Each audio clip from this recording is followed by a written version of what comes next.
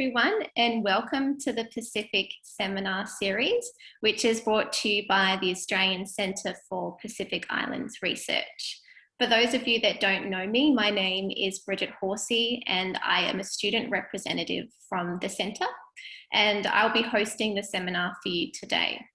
Now, the topic of our seminar today is the Pacific Island Food Revolution, and our presenter is celebrity chef Robert Oliver, who we are very fortunate to have joining us from Auckland in New Zealand.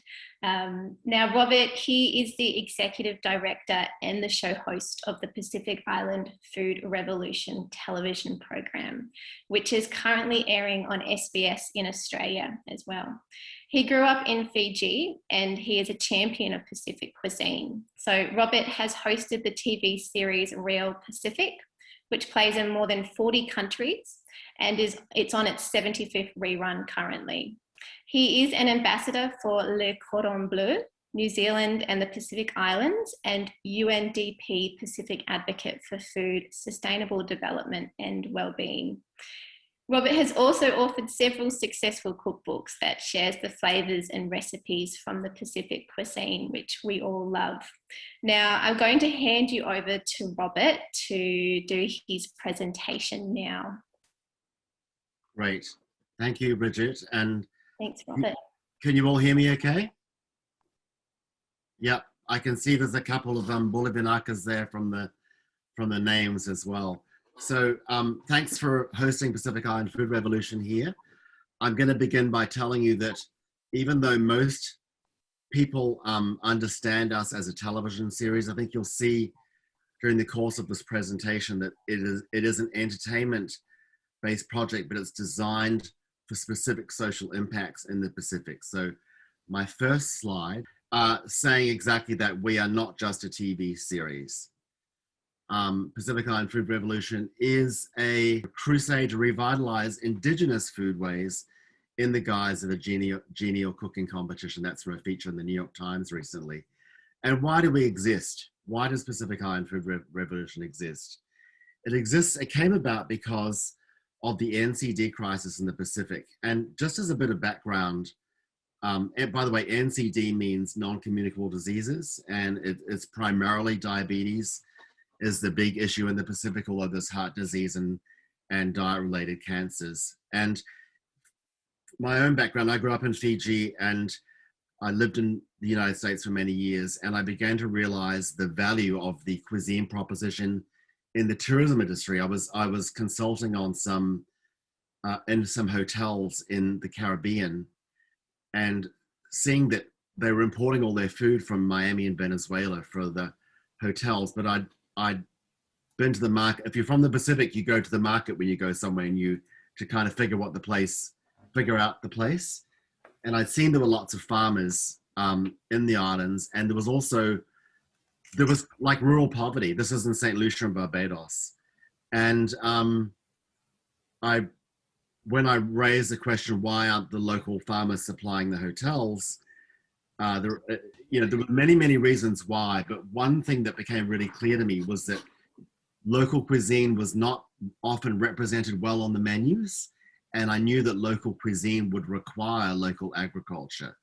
So that's where I understood the value of promoting local cuisine, and it made me recall work that my father had done when I was living in Fiji around connecting farmers to tourism. And I thought, well, if I get the cuisine opportunity and the proposition well identified, maybe it's the beginning of something like a farm to table thing in the Pacific. And that's why I wrote my first book, and the second book also, which were both Pacific based. One, Fiji, Samoa, Vanuatu, Tonga, Cook Islands, Tahiti, and then the second one just for Samoa. But what came across my desk a lot at that time was the fact that the NCD numbers in the Pacific were really, really startling. And I'll go into a couple of those soon. And around this time, I was also a judge on a show called My Kitchen Rules, which I think we all know those big TV shows. To be honest, when I first got the role, I thought I don't really do trashy TV. And then when I got on it and saw the explosion it makes in the community, I was like, wow, these these shows are really something. They really do something amazing. And so Pacific Island Food Revolution, that's just kind of a bit of my own background that brought this idea to fruition. So we were designed to help as an innovation fundamentally to look at mitigating some of the NCD numbers in the Pacific, because everyone knew that the NCD numbers were arising because of the way people were eating. These are some of the high level numbers, and I mean, I'm sure you guys are aware there's many, many more. 84% of deaths in Fiji are NCD related. The 3 amputations a day in Fiji, and the percentage of deaths overall in the Pacific that are NCD related is 75%. So the numbers are really staggering. How did this happen? Well, it happened over time, but not a lot of time. When I grew up in Suva, which was in the late 70s and 80s, there was very little diabetes, and fundamentally everyone ate out of the market. They pretty much ate Fijian and cultural food. And Fijian food, of course, means Indian food and Kailoma food and the Outtake recipes, but everyone was eating out of the garden or the market, and they were eating real food. Then over the course of a generation, there've been a switch to eating processed and convenience foods that are very heavily marketed. And you know, you can kind of analyze to bits how that happened, but bottom line is people have changed the way they'd eaten. And the health results were a direct result of that. And we also had realized that a lot of the nutrition approaches and the medical approaches were having a limited effect, because this was fundamentally a social thing. People had changed their food culture, their food behaviors. So there was lots and lots of money being invested in the Pacific on the regular health campaigns, and still the numbers were going up. I think it's important to remember what food actually is. And I've got the picture on the right is what is local food? Well, local food in the Pacific is community, it's cultural identity, it's the generosity that comes with the mangiti, the local food situations, sharing, culture, ceremony, traditional knowledge, often medicinal knowledge, crop knowledge, and they're all based on resilient local food systems. And we are used to kind of working, a lot of the development world is used to working in the sectors on the left: agriculture, tourism, development, climate change as an agenda, health and well-being. And the intersection with local food with all of these is really astonishing. But the great thing is, if you put the two together, the culture along with the agenda builds a sustainable model. When you are understanding that by activating local culture, you're affecting all of these development agendas, it really has the chance to survive and be sustainable. So Pacific Island Food Revolution uses the power of reality TV. We are a reality TV show that is filmed in Fiji, Samoa, Vanuatu, the Kingdom of Tonga. There's 2 episodes per country. We start off with 3 teams per country, and the contestants are a range of people. We make sure we've got, reality TV really works by audience identification with the contestants. She looks like me. She looks just like my cousin. He's like my dad. It builds that deep connection. And so the contestants are definitely the ones who carry the show. It also means that they get to cook the solution on the show. We made a point of casting gay people, whakawhine, etc., etc., etc., because through just a cooking show, you can present a fair and even society, and it doesn't seem to raise people's agenda heckles at all. So Pacific Island Food Revolution uses the power of reality TV, radio, social media to activate local cuisine and restore Pacific food culture. So that we're not creating something, we're just giving Pacific food culture an opportunity to be reactivated beyond the processed food situation. It's the kind of approach is using entertainment to spread knowledge and to develop a community. It's the restoration of Pacific food culture. So it's a Pacific solution for a Pacific problem. And what we found absolutely is that Pacific Island Food Revolution is something that people want to be a part of. This is where we're at as of about 6 months ago. We have about, the show itself plays in every Pacific network prime time, often many times a week. We're reaching 5 million Pacific viewers a week. There's 20 networks in the Pacific that all get it for free because the project was supported by the Australian and New Zealand government. We're able to just hand it out to the Pacific region free of charge. There are 12 countries that play Pacific Island Food Revolution prime time. It's also playing in New Zealand on TV1 and on Maori TV, ABC International all through Asia. It starts playing in the United States in November, UK in 2 weeks, SBS Food in Australia. It's usually on Saturday nights, 7:30. It's just, they're in between seasons right now, but it does, all of the international exposure is really good as well because it's warming the tourism market up for what the Pacific food proposition is for when tourism reopens. Social media, we have, this number's actually a bit old, but we have about as regularly a 1 million person engagement on a post, and we have 6 million. I think we have about 100,000 followers on our Facebook, for example, which in the Pacific is a really big number. And we get, there's been 6 million engagements. There are 4 radio programs in the Pacific, 1 in Fiji, 1 in Samoa, 1 in Tonga, 1 in Vanuatu.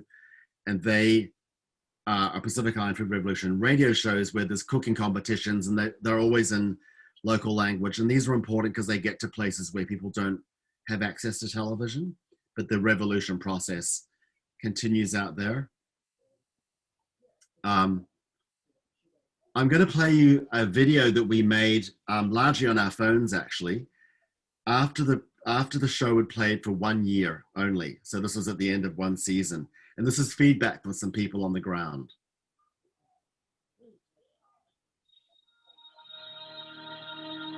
Food is central to Pacific life. Most of our activities in rural communities and farming communities evolves around food. Diabetes, cancer, hypertension, heart attack. One of the 4 main contributing factors to all NCDs is unhealthy nutrition. Far too many children in the Pacific are either overweight or underweight. They're either eating the wrong foods or they're not eating the good nutrition that's right in their backyards. Imagine right now we are amputating limbs 1 in every 8 hours. Therefore, we are producing 700 disabilities a year. People don't embrace local foods because of a few factors, strong marketing by processed foods and manufacturers and producers. Most Papua New Guineans really love their greens. I think the problem is that the actual access to it, and perhaps even the expense of it, especially in the larger towns like Port Moresby. My continuous hope is that people embrace fresh food and local cuisines just help sustain our forefathers. They live longer lives because of that. When someone valuable is taken out of a societal structure because they're sick, this is when societies start to falter. If children don't get adequate and appropriate nutrition in the earliest years of their lives, they will not be able to develop their fullest potential, and they won't be able to contribute to their own country, their own societies, their own communities. Literally, the stake over the Pacific is at stake if we don't change these issues.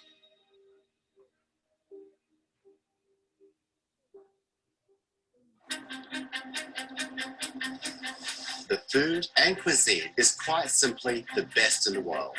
They'll cook for renowned judges and create dishes that bring Pacific Island cuisine into the spotlight, where one team will be named the Pacific's Best, Pacific Island Food Revolution. What I love about the Pacific Island Food Revolution is its ability to connect to Pacific peoples through food. It speaks to individual cultures, individual islands in a way that no other program has used before.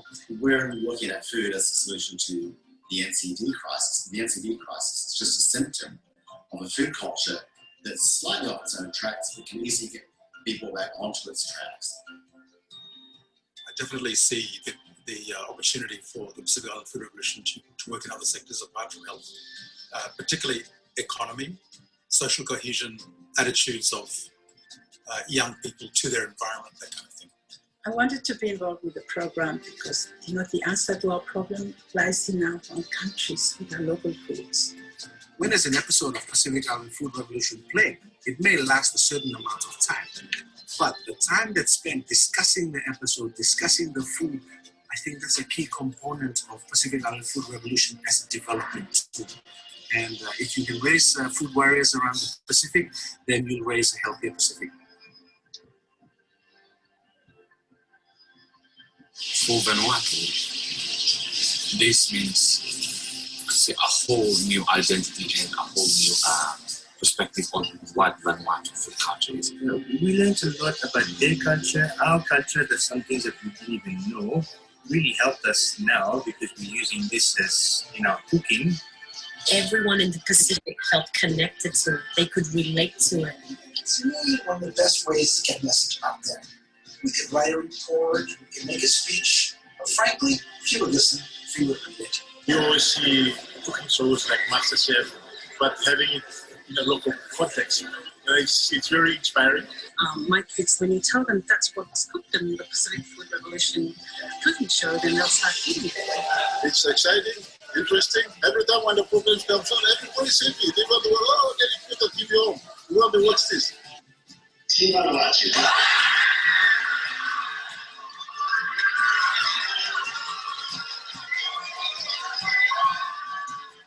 I've seen the Pacific Island Food Revolution inspiring families to change the way they cook. It's no longer about, doctor, what do we need to eat? It's more them going, doctor, I saw this on the Pacific Island Food Revolution. I thought I might try this. What do you think? We're getting young men to be into kitchen cooking. Traditionally in our culture, we feel like it's a girl's job, but we try to bring that out in the program to say that it's a partnership in this. We've really only just begun. I mean, we've had one season playing in the Pacific Island countries, and having one show play once, it'll just create some sort of awareness. We need to go for a while yet. The revolution begins with you, and that's what social change is. And the most obvious thing to change first is what goes in your mouth.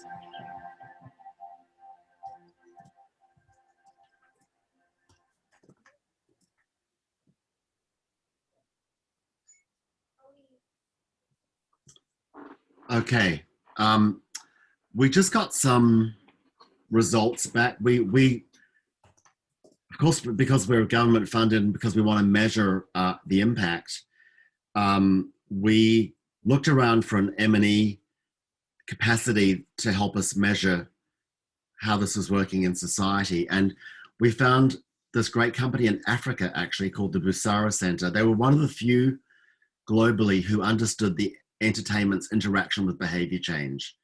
And so they came down to the Pacific and they trained up teams in Fiji, Samoa, Vanuatu, and Tonga to do our surveys and all the analysis that goes along with that. And we're actually just getting our final report this week, today, as a matter of fact.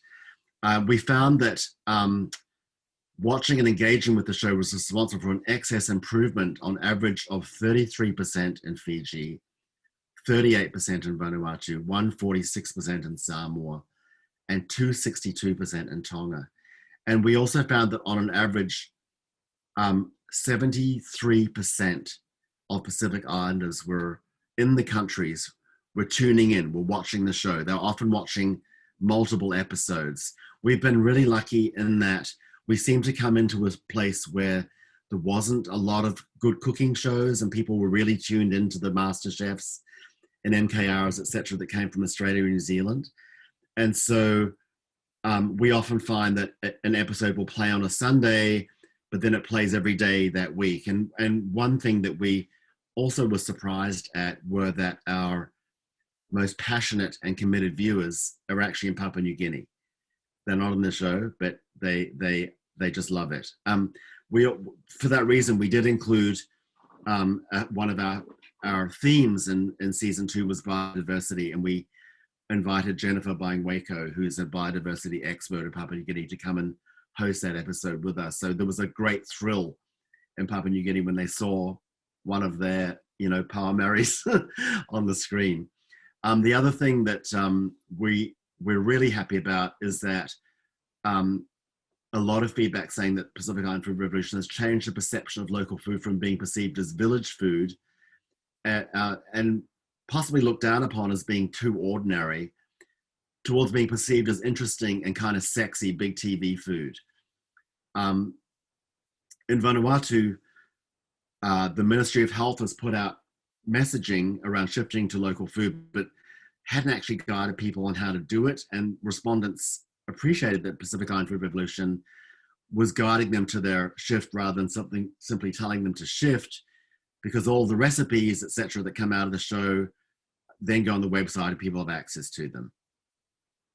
So these are all really encouraging. We're in the process of having the full result package extrapolated into what does it mean in terms of trends? What does it mean in terms of diabetes in 5 years? What does it mean in terms of savings from the Ministries of Health around campaigns around NCDs? What does it mean in terms of productivity, et cetera, et cetera? Yeah, we also found that that our portrayal of Pacific food contributes to a greater kind of national regional pride in local food. And respondents indicated that there was a much greater interest in local food. We found that with women, it was a lot more effective than men. Women were far more engaged and turned on by working with local food. I think it was like 146% with women, whereas men only changed a little bit. I don't mind being a woman's movement because women get it done. So I just wanted to, we talked a lot about objectives and impacts and all that kind of stuff, but I want to bring us back to what Pacific food culture actually is, because that's actually what is at the heart of this and why it's working and why it's important. And often when I show these results, etc., to people, it's different when I show it to someone from the Pacific. They feel the wider societal kind of nourishment that happens when you promote local food, because the story of the food is also the story of the people. And I'm going to play you an outtake from season 2 of the show. In each country, I've got a co-host who are usually really old friends of mine, but who have some standing in the community around food or leadership. And that person, so in Vanuatu, it's Fatasi Mackenzie Rowe, who you saw a couple of times in the video. We've been friends forever, and she's been the local food advocate in Vanuatu for a long time. In the Kingdom of Tonga, it's Princess Saloto Pilolovu, the Princess Royal, who is also an old friend of mine. In Samoa, it's Dora Rossi. She's a fantastic chef in Samoa, and I wanted that cuisine perspective. Everyone brings perspectives to the project. But in Fiji, it's Dr. John Ehawea, who's a doctor, and he's an amazing man, and his job has been largely dealing with people who have diabetes at late stage. So his view of the Revolution project is he wanted to go from being on the bottom of the cliff to being on the top of the cliff. And during the filming of one of our episodes, the contestants often get very caught up in who's going to win and who's going to lose, all that kind of stuff. And he wanted to remind them of what they were actually doing. So this is an outtake from season 2, and it reminds us of what food really is and what the project is. This is before we are going to do the final announcement. If I could just share a few words with you before we move on. I teamed up with Robert several years ago because of the crisis that we are facing at the Ministry of Health. I felt that we are at the bottom of a cliff and we are at the receiving end of a lot of these unhealthy habits.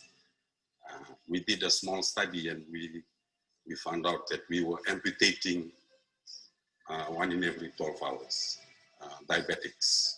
And that was diabetes alone. We're talking about cancer and heart attacks and all the NCDs that are. We know we are competing against, processed foods and good marketing, and a lot of money poured into that. One thing I shared with Robert was, if I go into the village today, an old lady serves me fresh fish and roro and tapioca, they will apologize to me for serving me that food. And he didn't believe me. I said, well, we can go today to any village in Fiji. That was the positioning of our food, the way I saw it, and I didn't like it. And I told him we have to change that.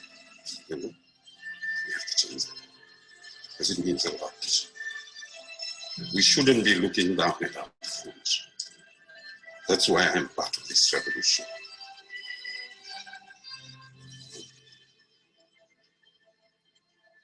I'm emotional about it, and I'm happy that I'm emotional about it, because I know I'm representing a lot of people who are actually facing more hardship and struggles because of that. And your participation means the world. You standing up and coming to this show. It's a competition, yes, it is. But it's much more than that. We are trying to elevate ourselves, our culture, what we are good at. Superfoods. This changes a lot. The platform of health for our country. And I do not know what's going to happen next after this and go to the finals. But I want you to know that your participation is going to inspire a lot of people in Fiji, in the Pacific, those of us who are overseas.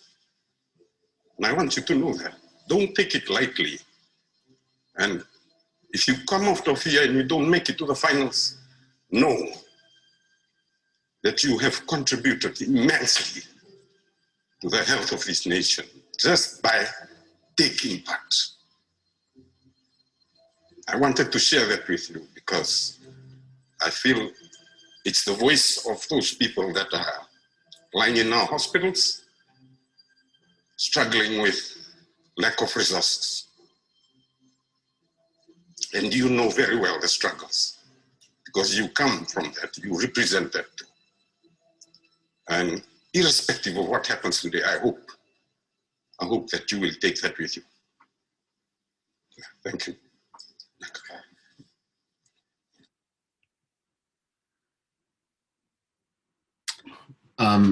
So now that I've got you all crying, it's just a good reminder that this is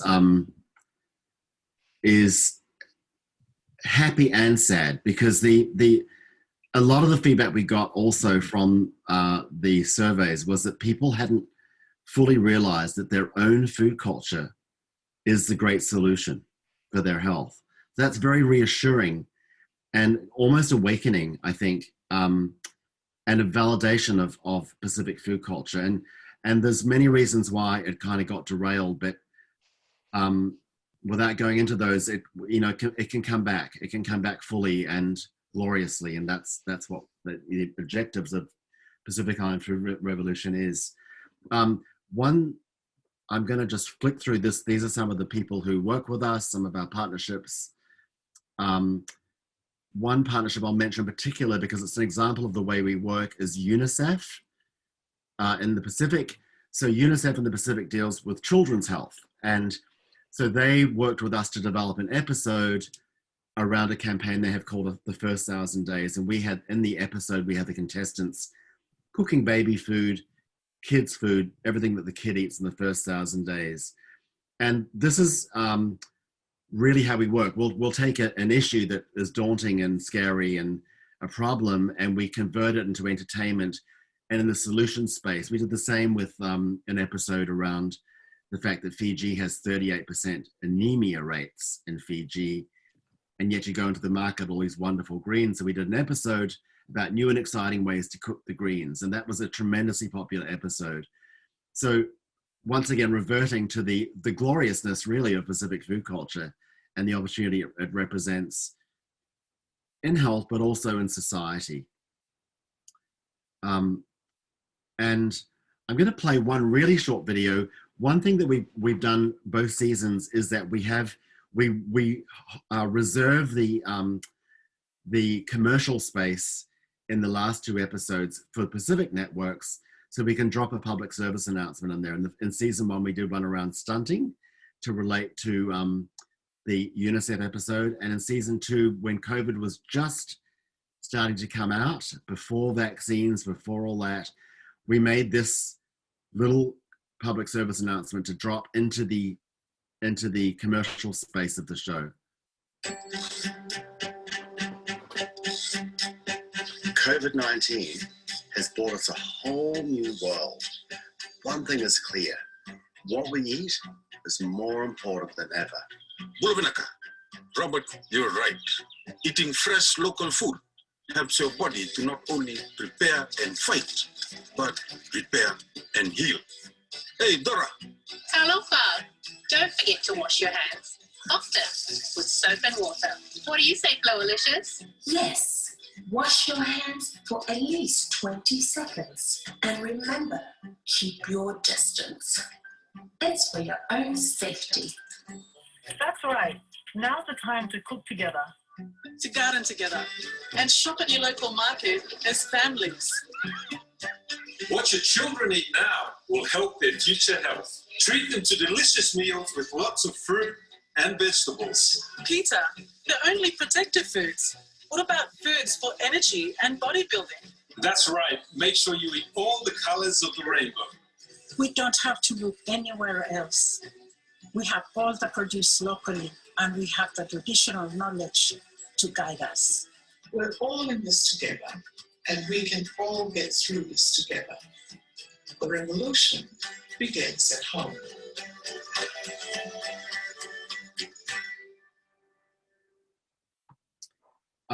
I want to also acknowledge the courage and the tenacity of the Australia and New Zealand governments for supporting us, because we were completely unproven as a method, and they took the risk, and it's been fantastic. It's not often the donor relationships are a little arm's length. It's not been like that at all. With us, we've had terrific guidance from both Wellington and Canberra, but also with the various posts in country who have just helped us tremendously. So it's been a super productive relationship in every way. And on that note, I'll end. I do notice that Wame Valentine has joined us, who's the Pacific Island Food Revolution Communications Director. So Bridget, maybe if people want to ask him questions as well, because he manages all the campaign elements. Bula Wame. He's in Suva. So do feel free, anyone, to throw questions to Wame also. Thanks. Thank you, Robert, and hello, Wame. And thanks for joining us. Robert, thanks. That was an awesome presentation. It's really great to hear about the work that you are doing with the Pacific Island Food Revolution. You're sharing such an important message in a very innovative and engaging way as well, that is having such a great impact. So it really is a pleasure to have you join us today. I'm going to open it up now to questions from anybody in the audience. Please feel free to type your questions into the chat. Of course, you can also voice your question out loud over your speaker. Robert, I was wondering if, first of all, that was really inspirational. I think you're doing a great job, and us as researchers, as I said before, we think we're doing great stuff and researching about these topics and writing it in papers, but honestly, I don't think we reach people in the way you do, and I think this is a really good opportunity to establish more partnerships in ways in which we communicate the importance of these topics. So I was wondering if beyond the program and the show, have you thought of like other initiatives such as cookbooks or cook guides that can just display some of the recipes or some of the ideas in which traditional produce can be used? Wame, I'll let you answer that.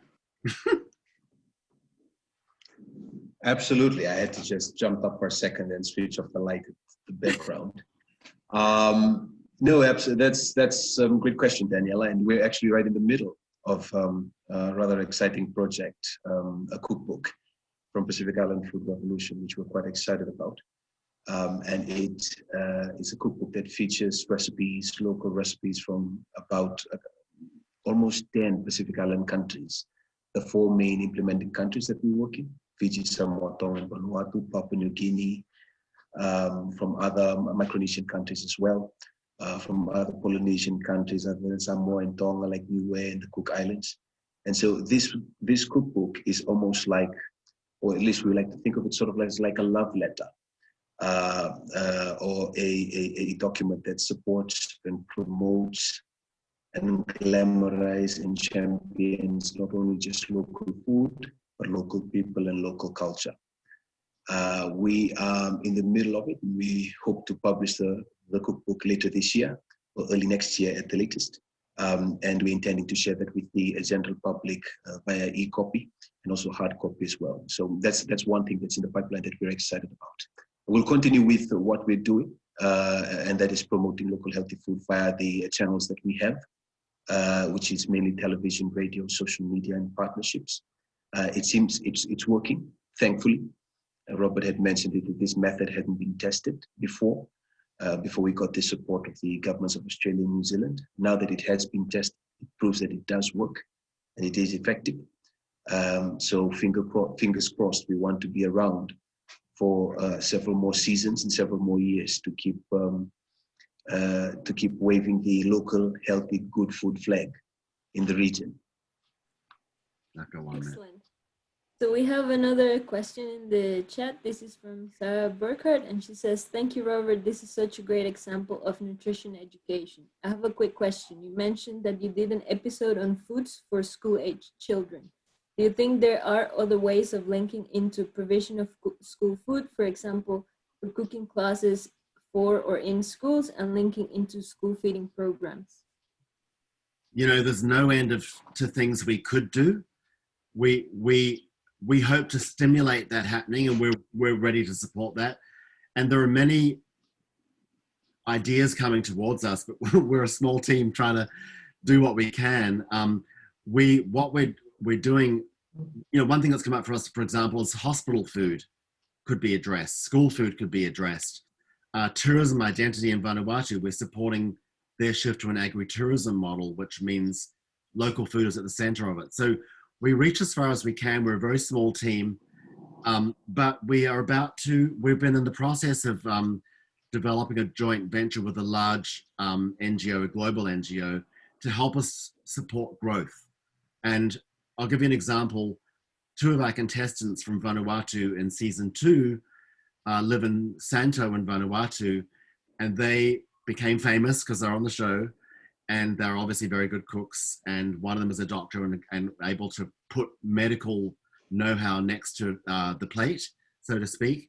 So they're developing a Santo food revolution, which is a mini project where they work with the custom villages around Luganville who are asking for recipes. They want to be part of the revolution, and they want recipes to diversify the way they eat local food and popularize it they're doing it through women's groups, church groups, and other customary groups in there. So those kinds of initiatives are coming up for us all the time. And whenever anyone says to me, you should be doing stuff in the schools, we'd love to do everything, but we need to work with partnerships. So if a school project was designed, we'd work with the Ministry of Education in that country, because what we can do is provide the enthusiasm and a lot of the know-how and the technical through our contestants and through our own networks and knowledge base, but we want it to stay on after we've gone.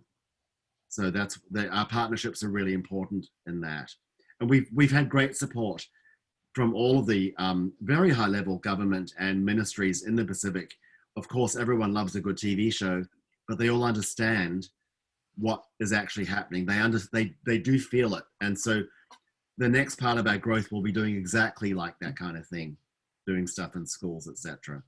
We also recognize that children are the ones who love us the most. I mean, Dr. Jono, who you just saw in the video, when he walks down the street, and Suva, it's school kids who yell out to him, etc. And McDonald's understands if you get a kid, you get a customer young, you've got them for life. So there's a lot to learn from that model, and we would really like to replicate part of their methodology.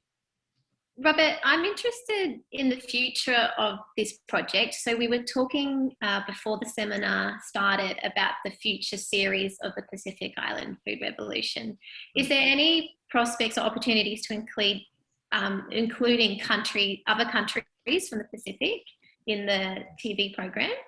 I think at the moment it's 4 different countries, is it? Yeah. Well, we film in 4 countries, but obviously it plays everywhere. Yeah. We would love, I mean, we've got so much pressure on us and excitement from Papua New Guinea to be included. And if it wasn't for COVID, we would have been there already. I mean, we can go wherever, to whoever wants us, basically. We've got the model figured out. We can grow the project. It's just about the investment. But, you know, I mean, listen, there's a lot we can do. Sounds like there's a lot that you want to do and need to do. Well, we've got the basics. We've got it. We feel like we've got it figured out. I mean, largely thanks to Wame, who's managed to create a kind of a campaign that really reaches into people's hearts and lives. So I can do the TV, but then we take the content from the TV, the stills photography, a lot of the video footage, the contestants themselves become celebrities. So, or influencers, we're able to harness that. Wame has harnessed that into a campaign in the Pacific, so that I don't think anyone in the Pacific doesn't know about Pacific Island Food Revolution. Even if they've never turned TV on, they still get exposed to the enthusiasm for the project. Mm-hmm. Yeah, it's like what you said to begin with. It's a social movement that you're creating. Yeah. Hope so. But what's really important to recognize here is that all we're doing is creating a framework that allows local culture to shine in. We're not the solution. We're not experts of the solution. I also want to add that, so that framework is really important, because that's what's getting young people involved. But the other thing is, people often attribute this all to me because I'm the host on TV and because I founded the project, but actually Dr. John in Fiji, Dr. Jonah Hawaii, Batasi McKenzie in Vanuatu, Dora Rossi in Samoa, and various other people we've all worked together for years. This is not an overnight success. We spent years hustling to get this understood and get it supported. And so we're still pinching ourselves that we managed to get it across the line, but it's well across the line and it's working. Yeah, and it's really great to see that it's working, Robert, and we can completely understand how much hard work has gone into producing this. Robert, just fantastic. I really, really enjoyed that. It was just so inspirational. And my mother-in-law is in your Mia Kai cookbook. I know, I recognize your name. Yeah, Elizabeth Sorby, and we love that cookbook. Great. So I just wanted to say hello. And how is COVID affecting your projects? We couldn't film, obviously. And so we thought, we didn't film last year because of COVID. We hope we could film this year, but I think you've all seen what's going on in Fiji at the moment. And so we just put it on pause. That's why we're putting the book out as well. So we've got more content coming, but we will film again early next year, although we may do a model where we film the studio work in New Zealand, because I can easily get Pacific contestants here, and then commission. Every year we've gone in and we've had our core team the production team we have is incredible. It was the producer is Cindy Lucas, her father founded the Fiji Sun years ago, so she's got a connection back to Fiji, but she was my producer on my Kitchen Rules. And it's a specific, reality TV is a specific technical skill. There's loads and loads of nuance. What you see on the the shiny bit on the screen, there's lots and lots of methodology and technique behind that. So Cindy made a point of always, would film in each country, but would also hire lots of local crew, because she was bringing in the best cameramen, the best technicians, the best soundies, the best lighting guys. So we've left a lot of skill in country.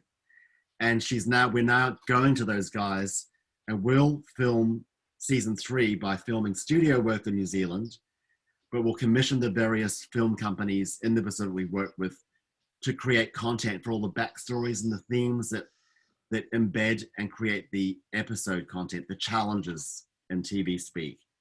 So that's what we're doing for season 3. It's a different model. Hopefully after that, we can go back to the islands. There's much to be said for being there in terms of relationships, and just where you lose that tangible touch by not being there, but we just have to keep moving. Fantastic. Just real innovation. Yeah, all the best. You know, it's called innovation. It just seems like total common sense to me. Like, those TV shows work, local food culture works, let's put them together. But yeah, I don't mind being called innovation. I just don't think it is. Okay, if there's no other questions, I think we can finish up the seminar today. But we would like to say, on behalf of the Australian Centre for Pacific Islands Research, a huge thank you, Robert, for your presentation and sharing all of that information with us. And thank you, Wame, for joining us also. We can see that you obviously are very passionate about this work, and we really hope all the best for the future. I think for the researchers that are here today, that you've provided us with some food for thought about how important using media is for spreading such an important message like this and creating the positive impact that you're seeing with your program. So thank you and all the best, and I hope that we can continue to be in contact in the future. Wonderful. Thanks everybody. Have a wonderful day.